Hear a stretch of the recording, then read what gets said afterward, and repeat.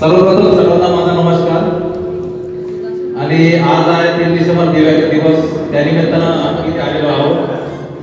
आणि मग आता मी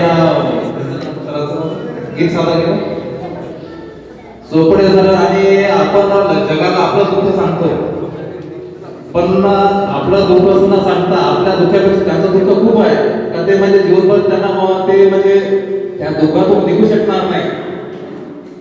त्याच्यामुळं दुःखाला गिळून घेता किंवा जगाला सांगता वाईट लोकांचं दुःख पाहायला पाहिजे की आपल्यापेक्षा त्यांचं दुःख भरपूर आहे. आणि सरांनी श्री वानखेडे सरांनी मला इथे 2 शब्द बोलायला दिल्यावर त्याचा मी धन्यवाद मानतो.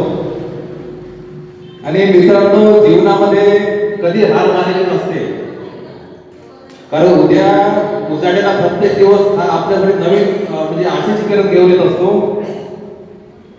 आणि या जगात संघर्ष केल्याशिवाय काहीच घडत नाही. संघर्ष करा, त्यातच काही मिळते. फुकट कुणाला काही मिळत नसते किंवा ये उभा माझ्या कोणामध्ये पण संघर्ष केल्याशिवाय कुणी कुणाला मदत करत नाही. आणि फक्त अपेक्षा असते कुणाच्या तरी सहकार्याची. आणि ते सहकार्य श्री विलास वानखेडे सर हे आपल्याला करत आहे. त्यांच्यामुळं ते विलास वानखेडे सरांचे मी धन्यवाद मानतो. आणि त्यांनी म्हणजे पहिला प्रथम कार्यामध्ये दिव्यांग महोत्सव इथे घडवला आहे.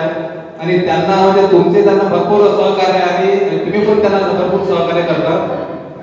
यातून श्री वानखेडे सरांचे म्हणजे लोकांप्रती आपुलकी प्रत्येक समाजाविषयी ते म्हणजे निर्माण होते. किंवा दिव्यांग क्रांती संघटना कारंजा गाडगे आणि या कार्यक्रमाचे अध्यक्ष श्री विलास वानखेडे सर यांचे मनापासून आभार मानतो की त्यांनी आम्हाला स्टेजवर बोलावलं आणि 2 शब्द बोलायची संधी दिली. नमस्कार सर.